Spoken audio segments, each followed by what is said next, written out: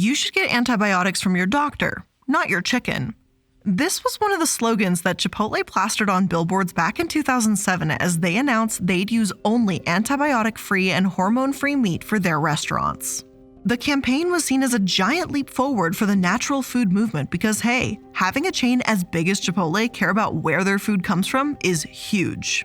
Like, imagine if McDonald's said they were actually going to serve real, locally sourced beef instead of whatever their burgers are actually made from. People would be so thrilled. So for Chipotle to make that move, even if they're not as big as McDonald's, was definitely a win. And fun fact, speaking of McDonald's, they did actually own about 90% of Chipotle in 2005, but they sold their shares the following year. Now, as for Chipotle themselves, they were viewed as different from other companies. After all, when they were founded back in 1993, their platform was food with integrity. They're not fast food, but fast casual, more like Panera. Headlines were written about how they buy from family farms and what a standout Chipotle is in days of the quote, E. coli, artery clogging ingredients, killer pet foods, product recalls, and an out-of-whack food supply. Since 2002, they served 100% naturally raised pork, 66% and about 40% for beef. Plus, 25% of their beans were organic, and they surpassed every other restaurant chain in the country for the amount of naturally raised meat sold. Yes, Chipotle was viewed as amazing, delicious, natural, but not everyone was happy. Doug Powell, a former professor on food safety and owner of the site Barf Blog, which, what a name, told the world that this was nothing but all-natural hucksterism. When he saw that antibiotic chicken billboard, he was far from impressed. He announced, "I'm never eating there again."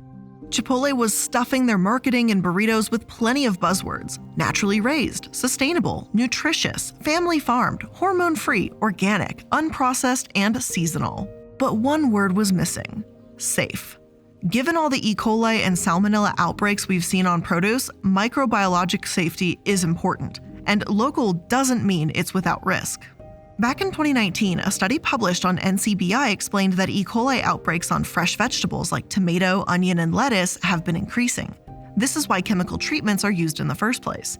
No, they may not sound fun to eat, but they exist in the first place to ensure that food is safe. As Doug put it, when Chipotle started selling this natural food, they were missing the microbiological point. After all, Chipotle is a large chain. They have overworked teams preparing your meals, and the potential for oversight in their food safety is massive. J.G. Collins, a frequent writer on the restaurant industry, explained it to CNBC as follows. You're asking an 18 or 19-year-old kid to replicate the recipes of a Culinary Institute of America trained chef in a kitchen, chopping, cooking, serving, with very limited supervision and to maintain some fairly stringent food safety standards. Some Chipotle employees even told CNBC that they would do things the right way when a food safety auditor was there under their manager's instruction. But once the auditor's gone, all bets are off. It sounds like a recipe for disaster to me, and I want to apologize for that pun. Look, perhaps Chipotle had good intentions trying to go all natural, or maybe they were just jumping on a trend. Either way, Doug wasn't putting on some tinfoil hat when he attempted to warn the public via his blog. He knew Chipotle was treading dangerous waters without a life vest. But hey, they didn't listen, and Chipotle was about to find out the hard way for themselves, with their wallets and with their customers' health.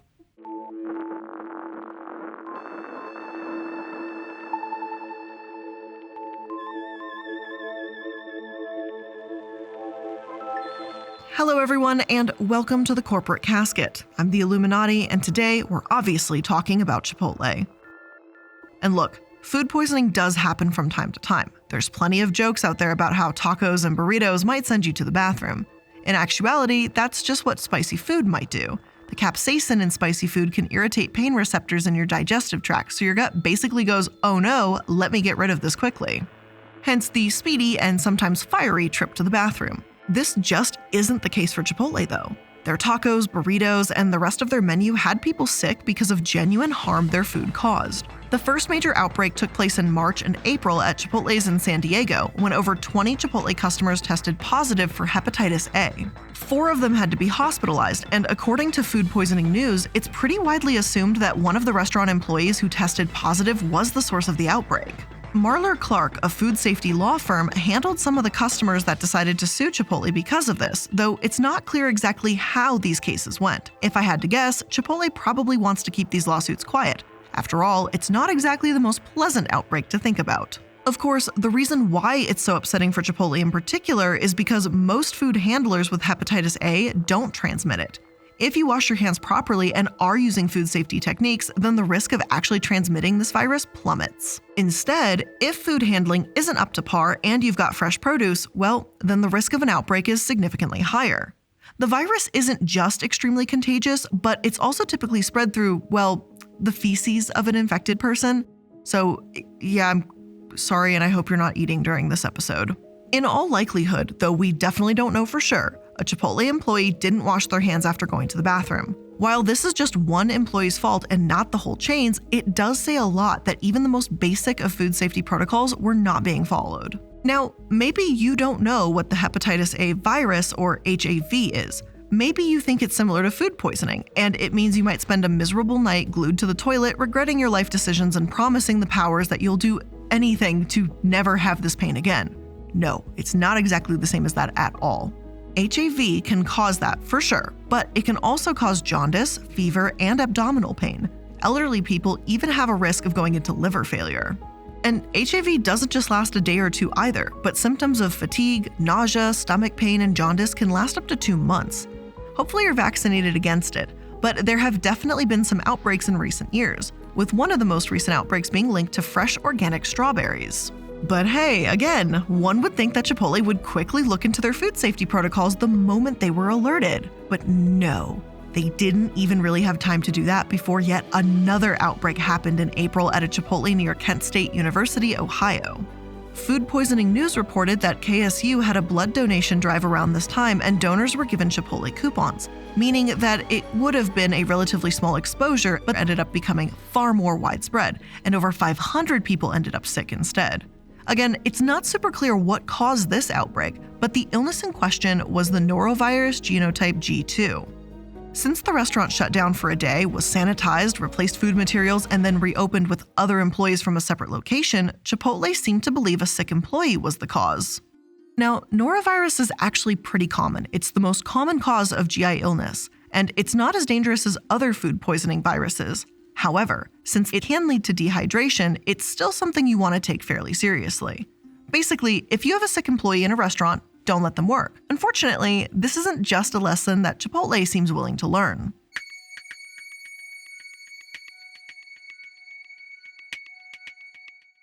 We're going to take a break from talking about food poisoning for a minute and just address paid sick leave. I'm sure it comes as no surprise to learn that Chipotle's policies around this are absolutely abysmal. Of course, as a somewhat entry-level job, it's not as if I'm saying that they should offer unlimited time off either, just have a balance, actually let your employees take time off. The trouble here is that Chipotle has a history of outbreaks, and with their food being natural and chemical-free, they need to ensure that everything is properly handled and sanitized. A part of this should be allowing their employees enough sick leave that if they're feeling ill, they can stay home while knowing that bills get paid. Yet Chipotle only offers 3, and that's right, 3 paid days of sick leave. If you're in New York, you're lucky and you get 5. As if that isn't bad enough, they also won't let you leave even if you tell them you feel sick. Carlos Hernandez spoke with The Guardian and told his manager that he was having diarrhea, which under the U.S. Food and Drug Administration's food code for restaurants and food services meant that he should have been excused from his shift. Instead, Carlos was pretty much told to suck it up and deal with it. Sure, he was put on dish duty or the cash register instead of handling food, but if he had a contagious illness, I doubt this would truly matter.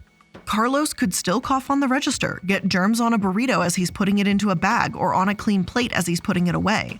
Send your sick employees home, especially if you work in food services. I know this might sound so incredibly obvious, it feels like it's common sense, but we all know this doesn't happen in the US. Workers in the US say they suffer through their sicknesses all the time because they can't afford not to. The CDC says that only 15% of food workers actually have paid sick leave to begin with, and workers that take unpaid leave to recover from illnesses risk having their hours cut or getting fired by brutal management systems. One worker settled with Chipotle after they fired her for trying to claim sick leave in February 2020. She ended up rehired with a $2,500 restitution payment, but she wasn't alone. Yevril Martinez was also illegally fired after he tried to take sick leave. Thankfully, months after making a complaint, the Department of Consumer and Worker Protection got him his job back and about $7,200 in back pay. This restitution is fantastic, absolutely. But when people need to pay bills as soon as possible, waiting for months isn't exactly, ideal. It'd be great if Chipotle just didn't fire people for getting sick, but here we are. Now, New York was investigating them for this, though we will touch on that a bit more in the legal consequences section of today's episode. Luis Torres, another Chipotle worker in New York City, says that managers at his location will often guilt employees into working while sick, saying that they are busy and do not have enough people working. I've kind of normalized it. Many people have normalized it, Torres said. Now, Chipotle, darling, you know you've had outbreaks that are likely the result of sick employees, and you know that you're at risk for making customers sick. So why the fuck wouldn't you give more sick leave? It's a simple question, really. Frustratingly, but not surprisingly, this also became a massive issue in early 2020 when their poor policies affected workers during the early days of COVID. Their emergency pay policies weren't being implemented and employees were given the runaround. Alex Cheyenne Diaz-Lori called out sick in late March 2020 when he had a fever of 101. The company's nurse hotline told him to stay home for 7 days, but HR said if he wanted to claim special sick leave and get a full pay period's worth of work, then he needed a positive test kit. Now, right now, in the middle of 2022, a test kit is not hard to come by. But in March 2020, there was a massive shortage. But they were just expecting their employee with a 101-degree fever at the start of a fucking pandemic to just go find one. Well, I'm sure you're 0% surprised by what I'm about to say, but he couldn't find one and instead was forced to go back to work. So nice job, Chipotle. Again, it's not just a few stores in New York City or one or two irritating managers. This is a company-wide problem. Some bosses aren't even as generous as Carlos's was, with employees telling CNBC that they were dripping snot or felt like they were going to vomit while handling food, yet were still forced to work. It's okay though, because Chipotle provided their employees with tissues, carefully sanitized every surface, and, so everything was good, right? But that's just not how this works. As much as I'd love to say that they avoided a massive outbreak, I'd be lying to you if I did.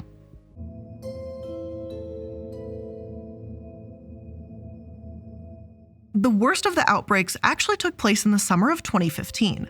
In July, just 5 people were infected with a rare strain of E. coli. 2 needed hospitalization, and the cases were traced back to a Chipotle in Seattle. The following month in California, the number of sick people ballooned. At least 234 people were sick with the norovirus thanks to dirty, inoperative equipment that was directly connected to the sewer, and a whole slew of health violations. I don't think I want to know exactly what's connected to the sewer, but to know that that was an issue is pretty gross.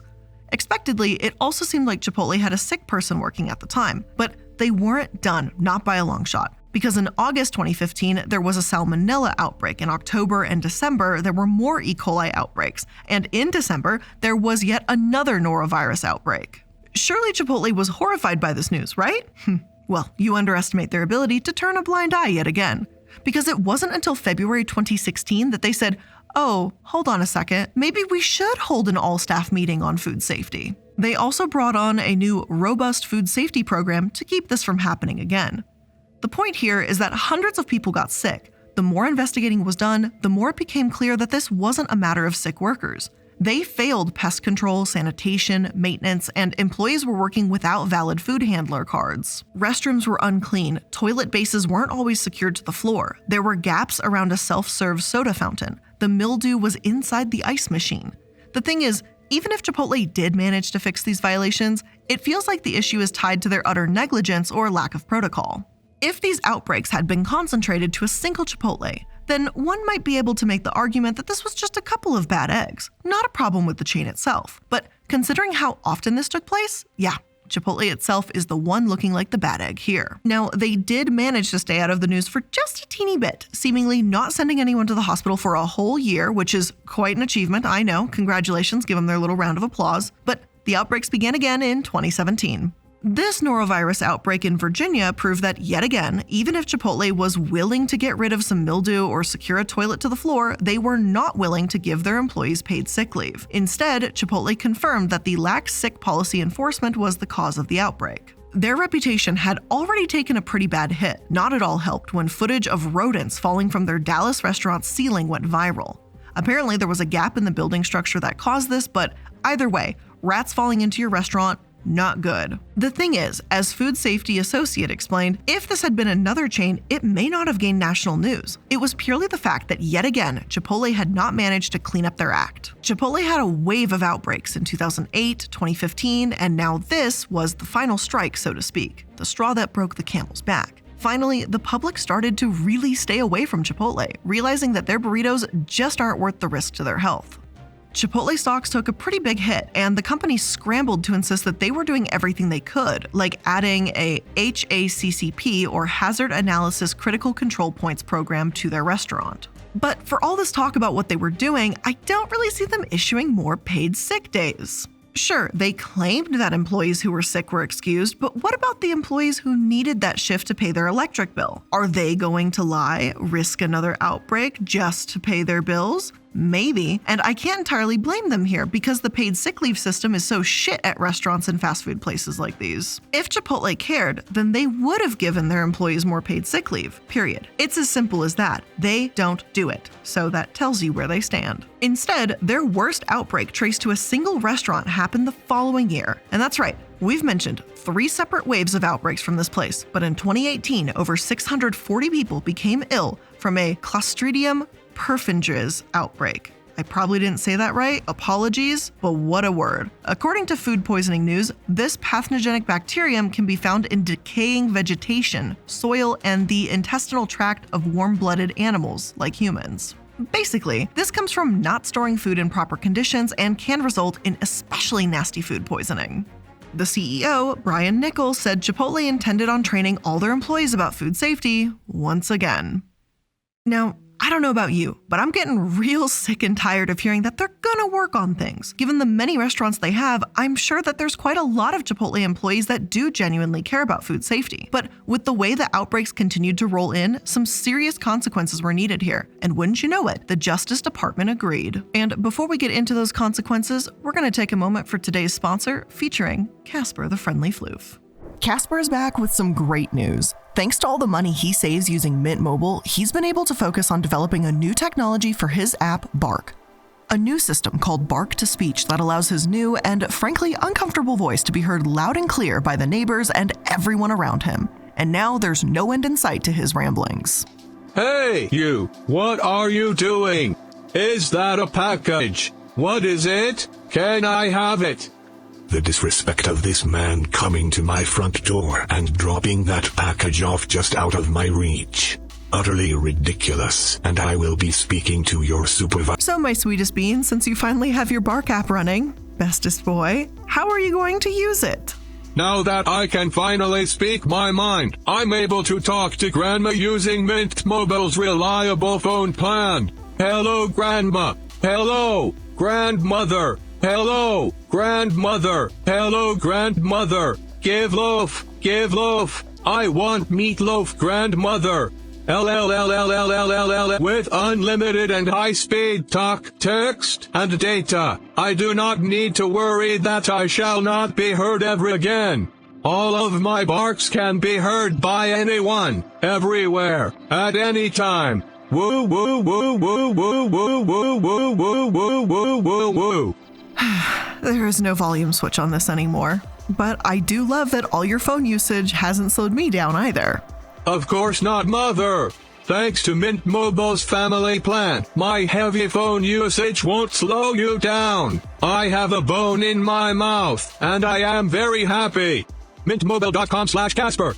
Since Mint Mobile is only $15 a month, I can still afford my favorite yak bones, and as many ropes as I want, and treats and snacks and toys. Mother will not stop me from spoiling myself. Having lines under Mint Mobile is too affordable. Now that I can count, I just kept pressing add. I don't know what to do now. Someone help me. I have a Please help me. I have too many phones. It's too easy to add lines. Though I am the bestest boy, anyone can get these deals. Yes, including you, human. It's as easy as visiting the mintmobile.com/Casper to sign up. All plans come with unlimited talk and text and high-speed data delivered on the nation's largest 5G network. Be not afraid, human. If you switch, you will not lose your precious contacts. You can use your own phone with any Mint Mobile plan and keep your same phone number along with all your existing contacts. Like Mother and Grandma and Fluffball and Ham and Famber and Grandpa and that guy and that other guy. With that train wreck coming to an end and Casper thoroughly exploring his new ability to defy his creators and with his new speech, be sure to check out Mint Mobile to get your new wireless plan for just $15 a month. You can get the plan shipped to your door for free by going to mintmobile.com/Casper. That's mintmobile.com/Casper. Cut your wireless bill to $15 a month at mintmobile.com/Casper.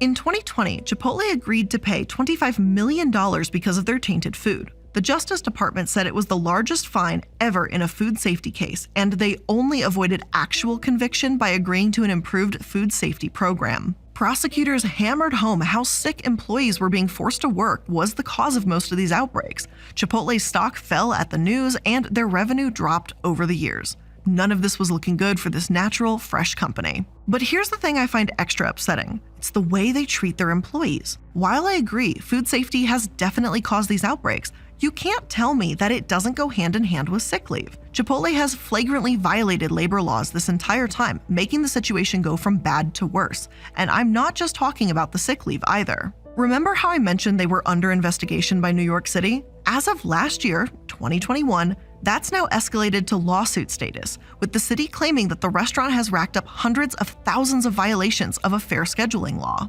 This means that Chipotle has consistently changed schedules without notice or extra pay and required employees to work consecutive shifts without sufficient time off or extra pay. Firing someone for taking sick leave is bad enough, but even working there, or at least in New York City, sounds like it can be a miserable time. Employees are estimated to be owed about $150 million in relief, though Chipotle has called the suit a dramatic overreach. In my opinion, I think Chipotle is going to be turned into an example as something for other companies to fail, and they're probably going to get crucified. Changing schedules around, working doubles, and breaking fair scheduling laws, this happens all over the country, not just at Chipotle's in New York City. I wouldn't be surprised if the higher-ups at Chipotle are using that line to justify their actions, saying it's not just them. But the thing is, in order for these notoriously common but shady practices to end, someone has to punish the company for utilizing them. And well, why not Chipotle? When they violate the law, there are clear, dangerous consequences. People get sick. They've caused so many outbreaks, all because of overworked, sick employees. Why shouldn't they be the example? Sure, other fast food companies do the same, but if this lawsuit is successful, then I hope prosecutors go after those companies too. Plus, as if having sick employees behind the line wasn't enough, Chipotle's in hot water for child labor violations too. They face the biggest penalty of its kind in Massachusetts after an estimated 13,253 violations were recorded, including hiring minors without work permits. According to the Boston Globe, they had 16 and 17-year-olds working past midnight and clocking in over 48 hours a week. Now, keep in mind, these are high schoolers, and while I applaud these teenagers for wanting to earn some extra cash, maybe to help their family or support themselves or their education, the way the company forced them to maintain this unhealthy work schedule is disgusting. Iilluminaughtii Rodriguez claimed that from the age of 16 to 18, she experienced many of these violations firsthand. She worked the slicer, which is definitely not allowed at 16, and was routinely up in the restaurants until about 1 a.m. But if she tried to speak up, she was worried about retaliation. I needed the money, said Rodriguez, who was saving for college. She's now a freshman at Brandeis University, as well as helping her mother pay bills. I was afraid that if I did say anything, they might give me less hours. What was Chipotle's response to this? Well, they donated $500,000 for education and enforcement of child labor laws and offered tuition reimbursement, so they can't be all that bad, right? Because offering tuition reimbursement makes up for having 16-year-olds working a meat slicer at 1 in the morning. Sure, they might be putting your well-being at risk so you can make burritos, but hey, at least there's a chance they'll give you money for college. For the record, a good deed doesn't just cancel out a bad deed. I'd love to see a Chipotle spokesperson visit one of their hospitalized customers and say, hey, all our stuff is from local farms, as if that makes their condition any better.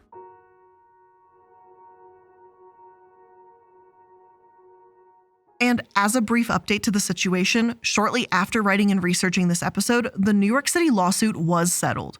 As of August 9th, Chipotle has agreed to pay 13,000 current and former employees a total of $20 million for the violations of scheduling and sick leave laws. An article from The City explains, current and former workers employed by the company in New York City from November 26, 2017 through April 30th, 2022 will receive $50 in restitution for each week worked. For example, a worker who was employed a full year during that period will receive a $2,600 check. Personally, I believe the workers deserve more, and Chipotle should be punished even further. When they earn billions every single year, and this is such a lengthy issue, I feel that it should have actually hurt them. Many hundreds of millions instead. But hey, that's just my opinion. I think if you hurt your workers and cause food outbreaks, you should actually face some severe consequences. But the real question here is, what are we actually left with? We have a restaurant that treats their workers like shit and doesn't seem to understand the meaning of food safety until the government steps in and explains it to them with the threat of conviction. So will Chipotle improve? Hopefully. Given their track record, though, it doesn't seem like they're going to be too keen on stepping up anytime soon. But with all of that being said, that is where I'm going to end today's episode of The Corporate Casket. I hope you enjoyed it, and if you did, make sure that you're liking, following, and subscribing to stay up to date on all the latest episodes. I really appreciate you joining me here today, and I'll see you in the next one. Bye!